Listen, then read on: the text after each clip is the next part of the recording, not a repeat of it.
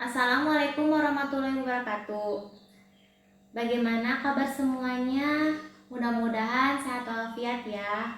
Nah, di sini Ibu akan menjelaskan tentang analisis keuangan dan analisis akuntansi. Yang pertama, saya akan menjelaskan tentang analisis keuangan. Nah, siapa saja sih pemegang analisis keuangan itu? Yang pertama, kreditur, terus pemegang saham, terus manajemen perusahaannya, sama pemegang otoritasnya. Nah, dijelaskan sendiri sambil dibuka ya PPT-nya. Pengertian dari laporan keuangan itu: alat yang penting untuk memperoleh informasi keuangan dari per 3 bulan sampai per tahun, dan dihitung pula dari 1 window. Nah, contoh dari laporan keuangan itu sendiri, misalnya kayak neraca. Neraca itu total aset kewajiban dan ekuitas dibagi total aset pendapatannya. Terus ada juga mengenai tentang laporan laba rugi. Setiap pembiayaan dibagi dengan total penjualan. Terus yang ketiga, laporan perubahan posisi keuangan.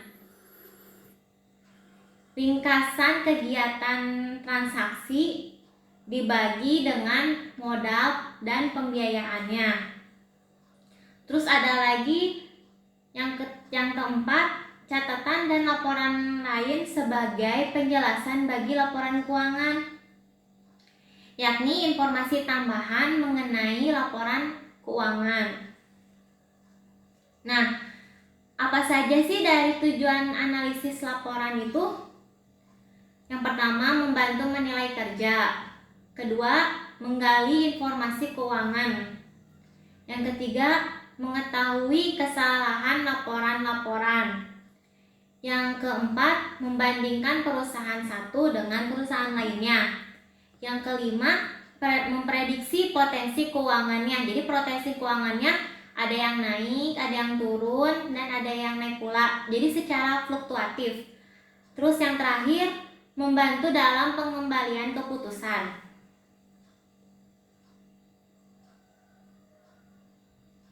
Nih, ada juga di sini dijelaskan metode analisis laporan keuangan.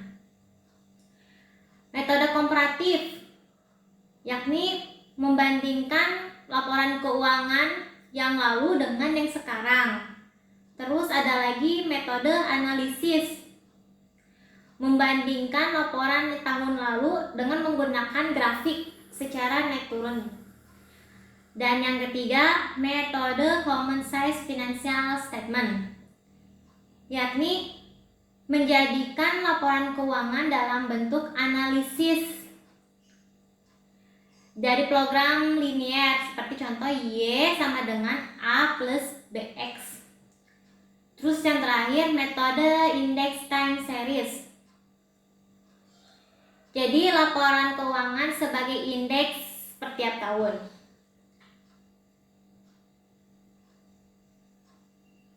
Nah, di sini dijelaskan lagi dari analisis rasio keuangan. Terdiri dari rasio likuiditas. Rasio likuiditas ini dibagi juga terdiri dari rasio lancar, yang paling dasar untuk mengukur sesuatu dari likuiditas. Contohnya, aktiva lancar dibagi hutang lancar dikali 100%. Nah, rasio cepat tidak memerlukan perbandingan 1/1 antara aktiva lancar dengan hutang lancarnya. Rumusnya kas plus efek plus piutang bagi hutang lancar dikali 100%. Terus yang terakhir, rasio kas.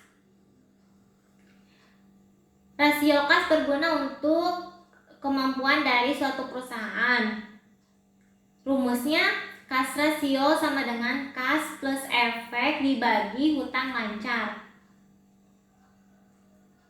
Nih, pengertian dari analisis akuntansi.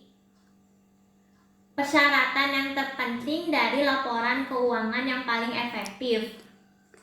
Jadi kebutuhan akan analisis akuntansi tersebut, akuntansi aktual, memperbaiki akuntansi dengan mencerminkan aktivitas pada waktu yang lebih cepat. Yang kedua, laporan keuangan dibuat dengan pemakaian kebutuhan dan informasi tersebut.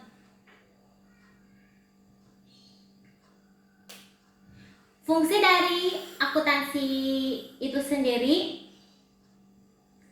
jadi informasi yang terkuak dari perusahaan, catatan laporan keuangan dari bentuk tahun per tahun.